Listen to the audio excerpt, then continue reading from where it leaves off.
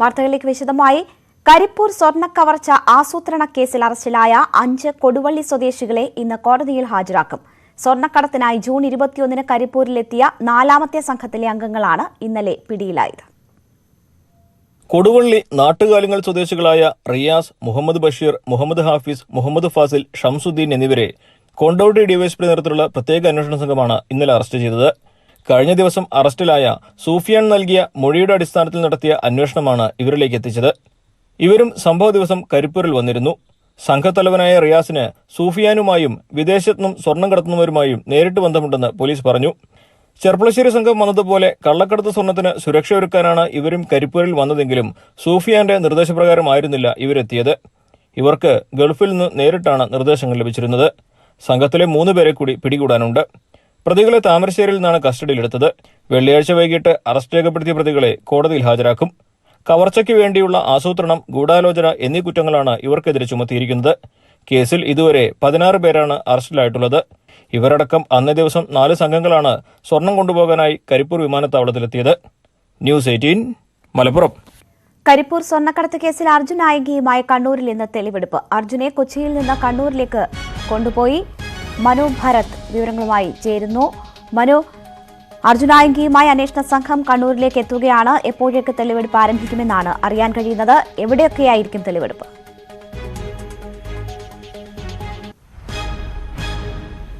9 മണിയോടുകൂടി ഈ സംഘം കണ്ണൂരിലെത്തും എന്നാണ് പ്രതീക്ഷിക്കുന്നത്.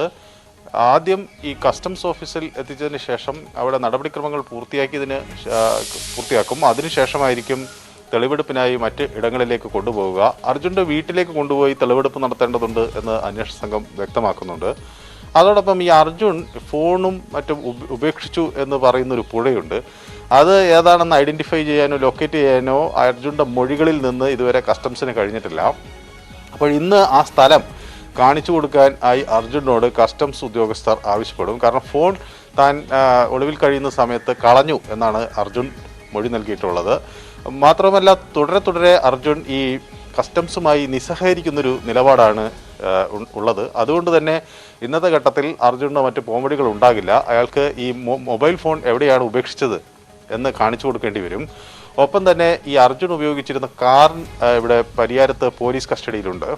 ഈ കാറും അടുത്തെത്തിയും അർജുന് തെളിവെടുപ്പ് നടത്തും. കാർ അർജുൻ്റെ ഉടമസ്ഥതയിൽ ഉള്ളതല്ലെങ്കിലും ഈ കാർ അർജുനാണ് ഉപയോഗിച്ചിരുന്നത് എന്നാണ് കസ്റ്റംസിനും അതുപോലെ ഉള്ള രജിസ്ട്രേഷൻ രേഖകളിൽ നിന്നുമൊക്കെ കസ്റ്റംസ് കണ്ടെത്തിയിട്ടുള്ളത്. അതുകൊണ്ട് അത് സംബന്ധിച്ചുള്ള ഒരു തെളിവെടുപ്പും കൂടി ഉണ്ടാകും. അങ്ങനെ വീട്ടിലും ഈ മറ്റു സാധനങ്ങൾ ഉപേക്ഷിച്ച സ്ഥലത്തും അതുപോലെ അർജുനുമായി ബന്ധപ്പെട്ട ചില ആളുകൾ അല്ലെങ്കിൽ സ്ഥലങ്ങളും ഒക്കെ ആയി തെളിവെടുപ്പ് ഇന്ന് പൂർത്തിയാക്കാൻ കഴിയും എന്നൊരു പ്രതീക്ഷയിലാണ് കസ്റ്റംസ് ഉള്ളത്. മനു ഭരത്താണ് വിവരങ്ങൾ നൽകിയത്. കൊടകര കുഴൽപ്പണ കവർച്ച കേസിൽ അന്വേഷണ സംഘത്തിന് മുന്നിൽ BJP സംസ്ഥാന അധ്യക്ഷൻ കെ സുരേന്ദ്രൻ ഹാജരാകില്ല. അന്വേഷണവുമായി സഹകരിക്കേണ്ടതില്ലെന്ന പാർട്ടി നിലപാടിനെ തുടർന്നാണ് തീരുമാനം. അന്ന് നിശ്ചയിച്ചിരിക്കുന്ന BJP ഭാരവാഹി യോഗത്തിലും മാറ്റമില്ല. സംസ്ഥാന BJPയുടെ ചരിത്രത്തിലാദ്യമായാണ് സംസ്ഥാന അധ്യക്ഷനെ കേസന്വേഷണത്തിന്റെ ഭാഗമാക്കി പോലീസ് വിളിച്ചു വരുത്തി മൊഴിയെടുക്കുന്നത്. കൊടകര കുഴൽപ്പണ കവർച്ച കേസിൽ ഈ മാസം 6-ന് രാവിലെ 10-ന് കെ സുരേന്ദ്രൻ ഹാജരാകണമെന്നാണ് പോലീസ് നിർദ്ദേശം. കുഴൽപ്പണ കവർച്ച നടന്നതിന് മുൻപും ശേഷവും പണം കൊണ്ടുവന്ന ധർമ്മരാജനുമായി കെ സുരേന്ദ്രൻ നിരവധി തവണ ഫോണിൽ സംസാരിച്ചിരുന്നു. പണം നഷ്ടമായ ശേഷം ആദ്യം വിളിച്ച 10 കോളുകളിൽ സുരേന്ദ്രന്റെ നമ്പറുമുണ്ട്. കുഴൽപ്പണം BJPയുടേതാണെന്ന് കോടതിയിൽ റിപ്പോർട്ട് നൽകിയ പോലീസ് അത് തെളിയിക്കുന്നതിനായാണ് കെ സുരേന്ദ്രന്റെ മൊഴിയെടുക്കുന്നത്. എന്നാൽ കൊടകര കേസ് ഉപയോഗിച്ച് സർക്കാർ BJPയെ വേട്ടയാടുകയാണെന്ന നിലപാടെടുത്ത BJP നോട്ടീസ് നൽകിയുള്ള പോലീസ് അന്വേഷണവുമായി സഹകരിക്കേണ്ടെന്ന് തീരുമാനിച്ചിട്ടുണ്ട്. അതിനാൽ കെ സുരേന്ദ്രൻ ചൊവ്വാഴ്ച ഹാജരാകേണ്ടെന്ന നിലപാടിലാണ് പാർട്ടി. കോടതി അനുമതിയോടെ പോലീസ് നോട്ടീസ് നൽകിയാൽ മാത്രമാകും കെ സുരേന്ദ്രൻ സഹകരിക്കുക. ചൊവ്വാഴ്ച കാസർഗോഡ് നിശ്ചയിച്ചിരിക്കുന്ന BJP സംസ്ഥാന ഭാരവാഹി യോഗം മാറ്റേണ്ടെന്നാണ് നേതൃത്വത്തിന്റെ തീരുമാനം.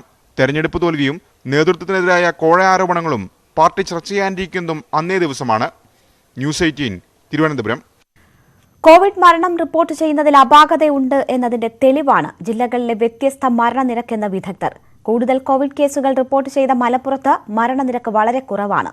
മലപ്പുറത്തേക്കാൾ കുറവ് കോവിഡ് രോഗികളുള്ള തിരുവനന്തപുരമാണ് മരണസംഖ്യയിലും നിരക്കിലും ഏറ്റവും മുന്നിൽ.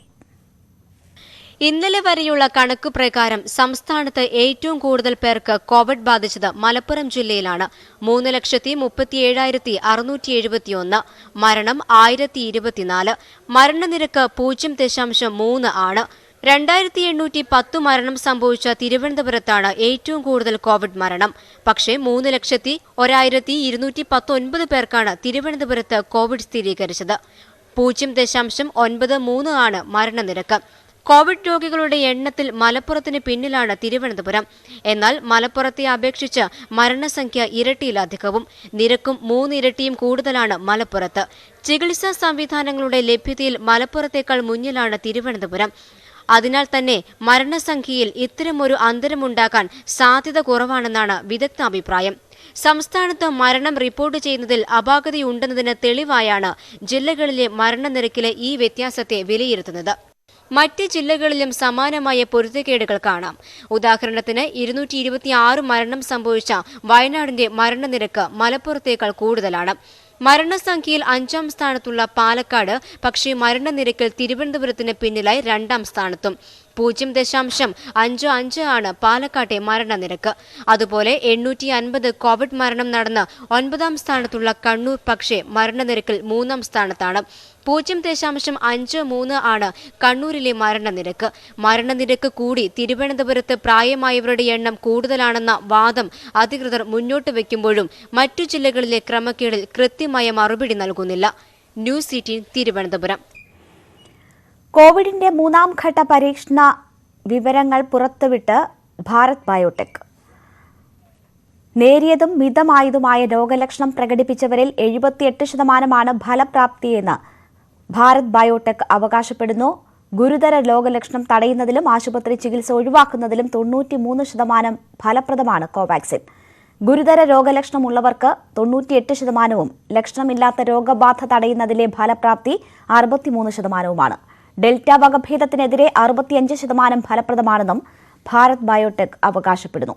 25,000 പേരിൽ നടത്തിയ 3ാം ഘട്ട പരീക്ഷണ വിവരങ്ങളാണ് ഭാരത് ബയോടെക് പുറത്തുവിട്ടത്. രാജ്യത്തെ എല്ലാവരും വാക്സിൻ എടുത്ത് കോവിഡിനെ പ്രതിരോധിക്കാൻ സജ്ജരാണെന്ന് ഉറപ്പാക്കാൻ നെറ്റ്വർക്ക് 18 പ്രതിജ്ഞാബദ്ധമാണ്. അതിനായുള്ള ബോധവൽക്കരണമാണ് ഫെഡറൽ ബാങ്കുമായി ചേർന്ന് നടത്തുന്ന Sanjeevani campaign. Health expert Apollo 24/7 ഈ ദൌത്യത്തിൽ പങ്കാളിയാകുന്നു. കൂടുതൽ വിവരങ്ങൾക്ക് moneycontrol.com/sanjeevani എന്ന വെബ്സൈറ്റ് സന്ദർശിക്കുക.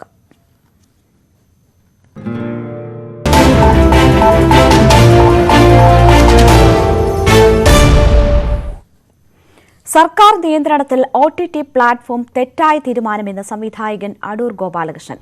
മന്ത്രിയെ ആരെങ്കിലും തെറ്റിദ്ധരിപ്പിച്ചതാകുമെന്നും അടൂർ പറഞ്ഞു. സെൻസറിംഗ് നടത്തിയ സിനിമകൾ വീണ്ടും സെൻസർ ചെയ്യുമെന്ന തീരുമാനത്തിലുള്ള വിയോജിപ്പും അടൂർ പരസ്യമാക്കി. കേന്ദ്രത്തിന്റെ പുതിയ സിനിമാ നയത്തെയും അടൂർ വിമർശിച്ചു. അമിത നിയന്ത്രണം ഏർപ്പെടുത്തുന്ന നയത്തിനെതിരെ ആരും പ്രതികരിക്കുന്നില്ല എന്നും അടൂർ കുറ്റപ്പെടുത്തി.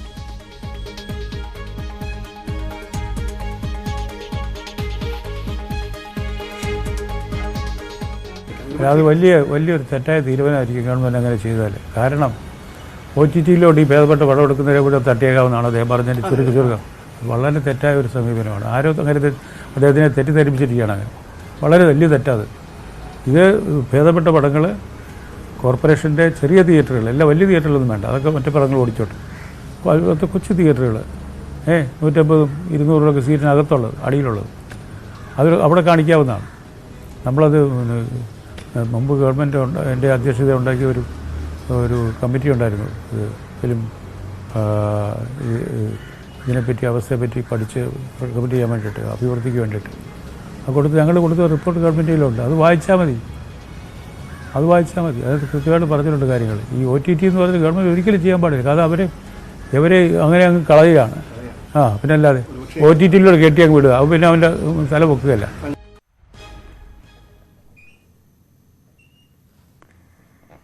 എൺപതിന്റെ നിറവിൽ അടൂർ.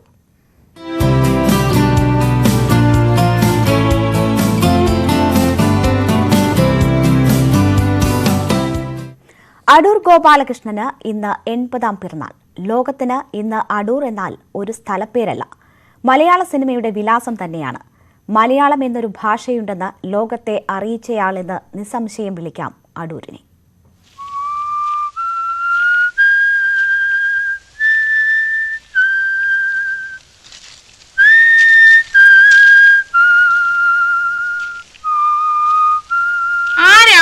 കാണിക്കുന്നേ?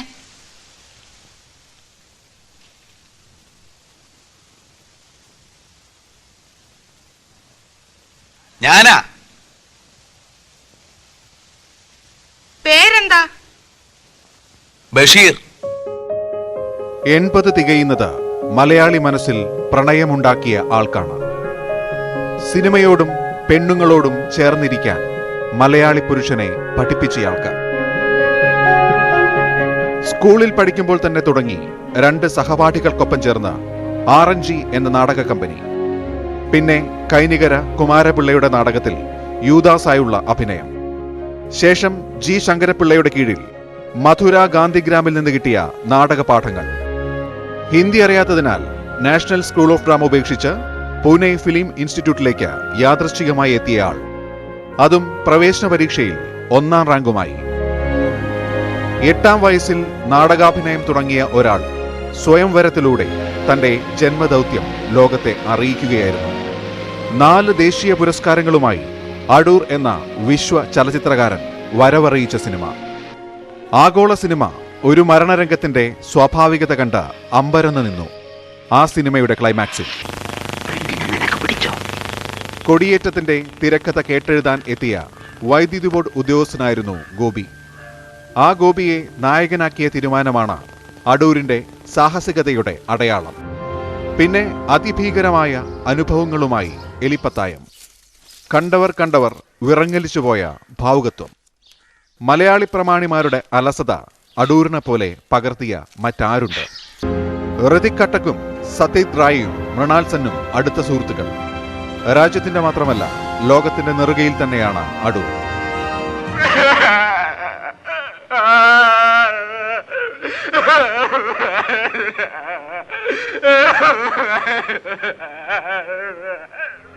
വിധേയന്മാരെ സൃഷ്ടിക്കാനല്ല സിനിമയെന്ന് പ്രവൃത്തിയിലൂടെ പ്രഖ്യാപിച്ചയാൾ 80ാം പിറന്നാൾ ദിനത്തിലും ആർക്കു മുന്നിലും കെട്ടുന്നില്ല മതിലുകൾ.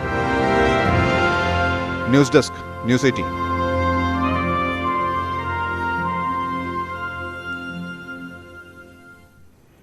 സക്കറിയയുടെ ഭാസ്കര പട്ടേലരും എന്റെ ജീവിതവും എന്ന നോവൽ അടൂർ ഗോപാലകൃഷ്ണൻ സിനിമയാക്കിയപ്പോൾ അത് വിധേയനായി. നിരവധി പുരസ്കാരങ്ങൾ നേടിയ സിനിമയാണ് വിധേയൻ. വിധേയനിലെ തൊമ്മിയെ അവിസ്മരണീയനാക്കിയ MR ഗോപകുമാർ നമുക്കൊപ്പം ഇപ്പോൾ അതിഥിയായി ചേരുകയാണ്. സ്വാഗതം സർ. ലോക സിനിമയ്ക്ക് മലയാളത്തിൻ്റെ വിലാസമാണ് അടൂർ ഗോപാലകൃഷ്ണൻ. താങ്കളെ പോലെയുള്ള നടന് മലയാള സിനിമയിൽ താങ്കളെ അടയാളപ്പെടുത്തിയ സംവിധായകനാണ് അദ്ദേഹം. 80ാം പിറന്നാളിന്റെ നിറവിൽ നിൽക്കുമ്പോൾ എന്താണ് ആശംസിക്കാനുള്ളത്?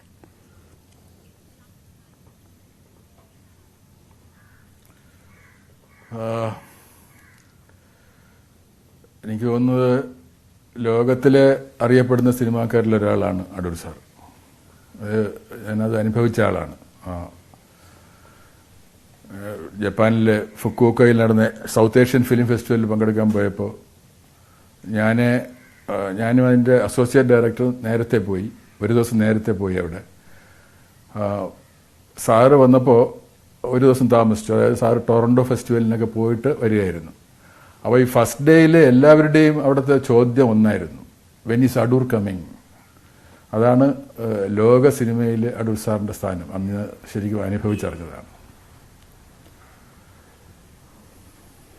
തീർച്ചയായും അദ്ദേഹവുമായി വലിയ സൗഹൃദമുണ്ട്. മതിലുകൾ എന്ന സിനിമയിൽ അതിലൂടെ വന്ന് പിന്നെ വിധേയനിൽ തൊമ്മിയായി അത് ഒരുപാട് അംഗീകാരങ്ങൾ നേടുന്ന സിനിമയായി മാറുന്നു. ഒരു സംവിധായകൻ എന്ന നിലയിൽ അദ്ദേഹവുമായി അടുത്തിടപഴകിയത്, അതിൻ്റെ ഓർമ്മകൾ, വിധേയനിലെ തൊമ്മിയായി താങ്കളെ വിളിക്കുമ്പോൾ താങ്കൾക്കുണ്ടായ സന്തോഷം, അതൊക്കെ എങ്ങനെയാണ് പങ്കുവെക്കുന്നത്?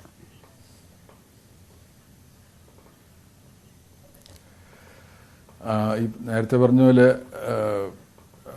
അടൂർ സാറിനോട് സൗഹൃദം എന്ന് പറയുന്നതല്ല ശരി. അടൂർ സാറിനോട് ശരിക്കും ആരാധനയും ബഹുമാനവും ഒക്കെയാണ്. അത് അന്നും അതെ ഇന്നും അതെ. എന്നെ ആദ്യമായിട്ട് വിളിക്കുന്നത് ഈ മതിലുകൾ എന്ന് പറയുന്ന സിനിമയിലാണ്. മതിലുകളിൽ ഒരുപാട് ജയിൽ പുള്ളികൾ വേണം.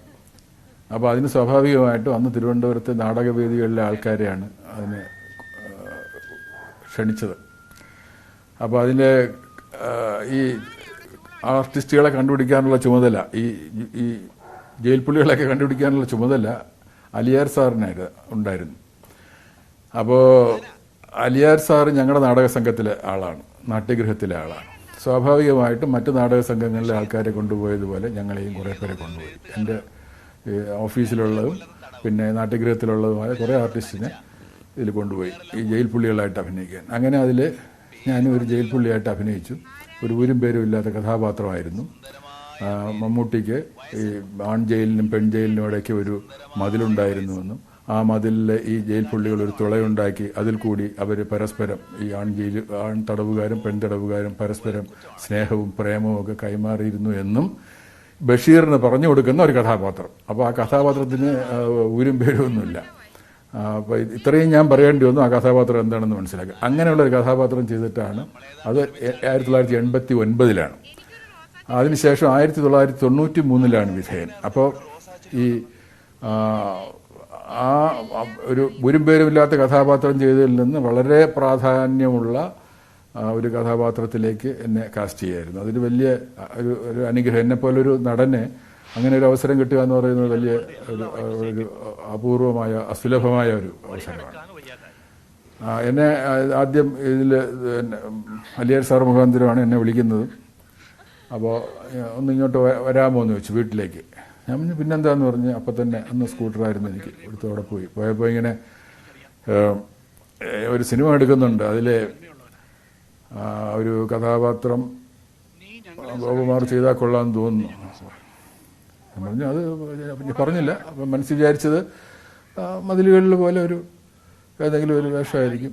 ഇതിൽ പ്രധാന കഥാപാത്രം ചെയ്യുന്നത് മമ്മൂട്ടിയാണ്. അതിൽ വേറൊരു കഥാപാത്രമുണ്ട്. അത് ഗോപകുമാറിൻ്റെ ഈ രൂപവും ഭാവവും ഒക്കെ വെച്ച് നിങ്ങൾ ചെയ്താൽ കുഴപ്പമില്ലായിരിക്കും തോന്നുന്നു. അന്ന് ഞാൻ ഇത്രയും പോലും തടിയില്ലാത്തൊരു ആളായിരുന്നു. അപ്പോൾ ഞാൻ ശരിയെന്ന് പറഞ്ഞു. അപ്പോൾ ഇങ്ങനെ സക്കറിയയുടെ ഭാസ്കര പട്ടേലൊരു എൻ്റെ ജീവിതം എന്ന് പറയുന്ന ഒരു നോവലുണ്ട്. അതിലൊരു കഥാപാത്രം, അതിൽ തൊമ്മി എന്ന് പറഞ്ഞൊരു കഥാപാത്രമുണ്ട്. അപ്പം ഞാൻ ചോദിച്ചു, ഞാൻ കഥ വായിച്ചിട്ടില്ല, അപ്പോൾ ഞാൻ പുസ്തകം ഒന്ന് വാങ്ങിച്ച് വായിക്കുന്നതുകൊണ്ട് കുഴപ്പമുണ്ടോ എന്ന് ചോദിച്ചു. സാധാരണ അങ്ങനെ സാറ് സ്ക്രിപ്റ്റൊന്നും ആർക്കും കൊടുക്കാറില്ല, കഥയൊന്നും ആരോടും പറയാറില്ല. എന്നോടായാലും ശരി മമ്മൂട്ടിയോടായാലും ശരി കഥ പറയാറില്ല. അങ്ങനൊരു രീതിയില്ല. ആ സമയത്ത് സീനിൻ്റെ സമയത്ത് സ്ക്രിപ്റ്റ് കൊടുക്കുക, അപ്പോൾ വായിച്ച് എത്ര വേണമെങ്കിലും ടേക്കൊക്കെ എടുക്കുക, അതൊന്നും പ്രശ്നമൊന്നുമില്ല. പക്ഷേ നേരത്തെ കൊടുത്ത് ഈ ഒരു പ്രീ കൺസീവ്ഡ് നോഷനുമായിട്ട് ആർട്ടിസ്റ്റ് ക്യാമറയുടെ മുമ്പിൽ വരുന്നത് അദ്ദേഹത്തിന് ഇഷ്ടമല്ല. അതുകൊണ്ട് തന്നെ ആ സമയത്ത് കൊടുക്കുകയുള്ളൂ. ആ സമയത്ത് ഇഷ്ടംപോലെ സമയമെടുത്ത് ചെയ്യുകയൊക്കെ ചെയ്യാം. അത് എങ്ങനെയാണ് ചെയ്യേണ്ടതെന്ന് പറഞ്ഞു തരികയൊക്കെ ചെയ്യും.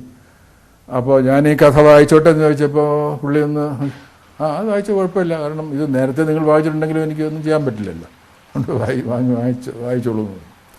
അങ്ങനെ വരുന്ന വഴിക്ക് അവിടെ DC കയറി ഞാൻ ഇത് വാങ്ങിച്ചു, ഈ പുസ്തകം വായിച്ചപ്പോഴാണ് തൊമ്മി എന്ന് പറയുന്ന കഥാപാത്രത്തിൻ്റെ ഒരു ആഴം മനസ്സിലാവുന്നത്.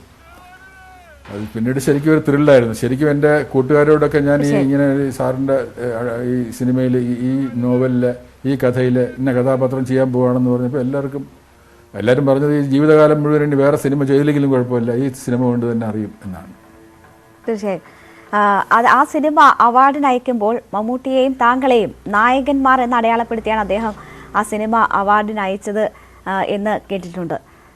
അത് താങ്കൾക്ക് ലഭിച്ച ഒരു അവാർഡിനെ പോലെ തന്നെയാണോ കരുതുന്നത്? അങ്ങനെ കലാകാരന്മാരെ വിലയിരുത്തുന്ന, അവർക്ക് സ്ഥാനം നൽകുന്ന ഒരു സംവിധായകനായി.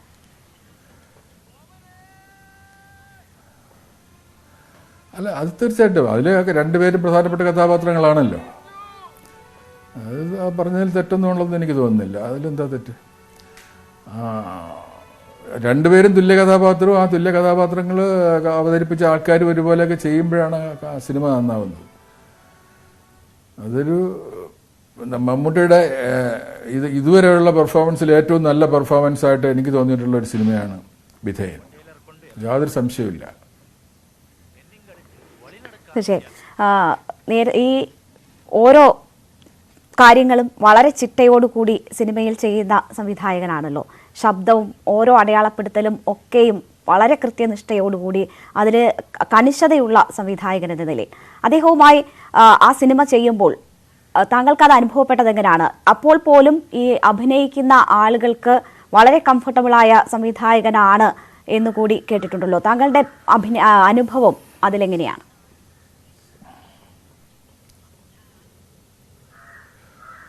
അതായത് സിനിമ സംവിധായകന്റെ കലയാണ് എന്ന് പറയാൻ അവകാശമുള്ള ചുരുക്കം ചില സംവിധായകരിൽ ഒരാളാണ് അടൂർ സാർ. ഈ ഒരു സിനിമ എടുക്കാൻ തുടങ്ങിയാൽ ആ സിനിമയുടെ എല്ലാ കാര്യങ്ങളും അത് ഇപ്പോഴാണ് ഈ കമ്പ്യൂട്ടറിനും ഇതൊക്കെ വന്നത്. നേരത്തെ ടൈപ്പ് റൈറ്ററിൽ അദ്ദേഹം തന്നെ ഇരുന്ന് ടൈപ്പ് ചെയ്ത് ഇതിൻ്റെ സ്ക്രിപ്റ്റ് ഉണ്ടാക്കുമായിരുന്നു. എന്നിട്ട് എന്തെങ്കിലും ലെറ്ററോ ആർക്കെങ്കിലുമൊക്കെ പോസ്റ്റ് ചെയ്യാനുണ്ടെങ്കിൽ പുള്ളി തന്നെ അന്നൊരു ഫിയറ്റ് കാറൊക്കെ ആയിരുന്നു. ആ ഫിയറ്റ് കാറും എടുത്ത് പോസ്റ്റ് ഓഫീസിൽ പോയി ഈ ലെറ്റർ പോസ്റ്റ് ചെയ്യുമായിരുന്നു. അത് സകല കാര്യങ്ങളും ആർട്ടിസ്റ്റിനെ വിളിക്കുന്നത് വേറെ ഒരു പ്രൊഡക്ഷൻ കൺട്രോളറോ മാനേജറോ ഒക്കെ കാണും, പക്ഷേ ആർട്ടിസ്റ്റിനെ വിളിക്കുന്നതും സാറാണ്. വിളിച്ച് എല്ലാ ഡേറ്റും ഫിക്സ് ചെയ്ത് കൃത്യമായിട്ട് എല്ലാ കാര്യങ്ങളും ഫ്രം എ ടു ഇസഡ് എല്ലാ കാര്യങ്ങളും. അപ്പോൾ സിനിമ സംവിധായകൻ്റെ കലയാണ് എന്ന് പറയാൻ അർഹതയുള്ള ചുരുക്കം ചില സംവിധായകരിൽ ഒരാളാണ് അടൂർ സാർ. ഈ സ്വയംവരം മുതൽ പിന്നെയും വരെ ഉള്ള സിനിമകൾ, അതിനുശേഷം ഒരു ഗ്യാപ്പുണ്ട്. ഇനി ഒരു സിനിമ അതിൽ അദ്ദേഹത്തിനോടൊപ്പം അതൊരു ആഗ്രഹമായിട്ടുണ്ടോ? അക്കാര്യങ്ങൾ നിങ്ങൾ തമ്മിൽ സംസാരിക്കാറുണ്ടോ? അദ്ദേഹത്തിന്റെ ഈ പിറന്നാൾ ദിവസത്തിൽ വിളിച്ചിരുന്നോ? എന്താണ് നിങ്ങൾ സംസാരിച്ചത്?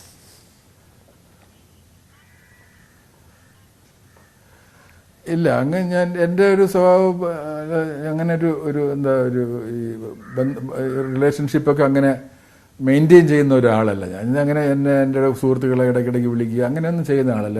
എനിക്ക് പ്രത്യേകിച്ച് അടൂർ സാറിനെ പോലെ ഞാൻ ബഹുമാനിക്കുന്ന ആരാധിക്കുന്ന ഒരാളെയൊന്നും അങ്ങനെ ഞാൻ ഫോണിൽ വിളിക്കുക എന്ന് പറയുന്നത് നേരത്തെയും ഇല്ല ഇപ്പോഴും ഇല്ല. എന്തെങ്കിലും ആവശ്യമുണ്ടെങ്കിൽ അദ്ദേഹത്തെ വിളിക്കും, അല്ലെങ്കിൽ അദ്ദേഹത്തിന് എന്തെങ്കിലും ആവശ്യമുണ്ടെങ്കിലും എന്നെ വിളിക്കും, അത്രയേ ഉള്ളൂ. അത് ഈ ഇടക്കാലങ്ങളിലൊന്നും അങ്ങനെ ഒന്നും ഉണ്ടായിട്ടില്ല.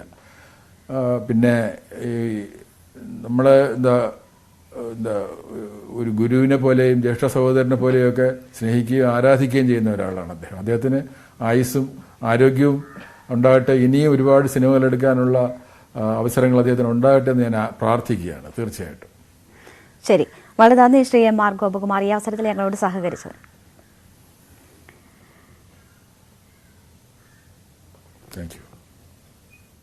അടൂർ ഗോപാലകൃഷ്ണനുമായുള്ള അഭിമുഖമുണ്ട്. രാവിലെ 7:30 ഉച്ചയ്ക്ക് 2:30 കാണാം. ബുള്ളറ്റിൻ പൂർണ്ണമാവുകയാണ്. കൂടുതൽ വാർത്തകൾക്കും വിശദാംശങ്ങൾക്കും malayalam.news18.com സന്ദർശിക്കും.